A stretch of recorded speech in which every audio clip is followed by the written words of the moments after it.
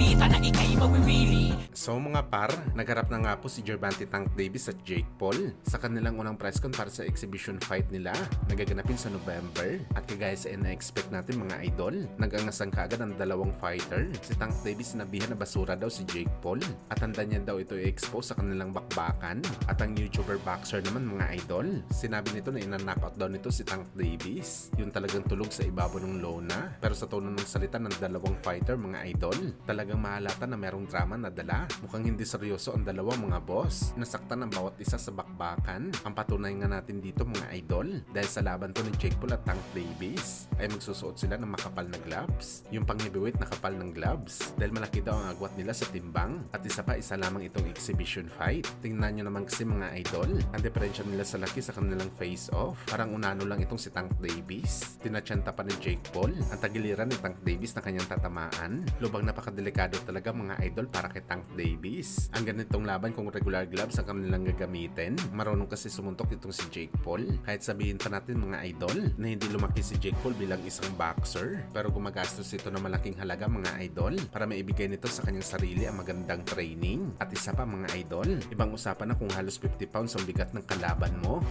Samantala speaking kay Jake Paul mga boss, sa mga hindi po nakakaalam, minsan na po hinamon ng ating pambansang kamao Manny Pacquiao itong si Jake Paul sa isang exhibition fight matapos manalo ni Pacman sa laban nito kay Thurman. Pero sa naging sagot naman ni Jake Paul, ayaw daw nito pumalag kay Pacquiao dahil ayaw niya daw ito masaktan sa bakbakan dahil matanda na daw ang Pinoy. Pero isang linggo lamang ang nakalipas mga idol, sinabi ni Jake Paul na ayaw daw talaga nito makipaglaban sa mga fighter na sobrang agresibo sa bakbakan dahil wala pa daw ito sapat na kakayahan na makipaglaban dito. Gusto daw nito lumaban mga idol sa mga UFC fighter o di kaya kagaya ni Floyd. Ito daw ang laban na gusto ni Jake Paul dahil less daw ang threat sa kanya para madurog sa bakbakan. So parang inamin na rin ni Jake Paul mga idol na ang tunay na dahilan kung bakit ayaw nito labanan si Pacman dahil wala talaga sa mukha ng Pinoy legend ang magbiro sa bakbakan, mapaproman o di kaya exhibition fight. Sasaktan ka talaga ng Pinoy sa ibabaw ng boxing ring.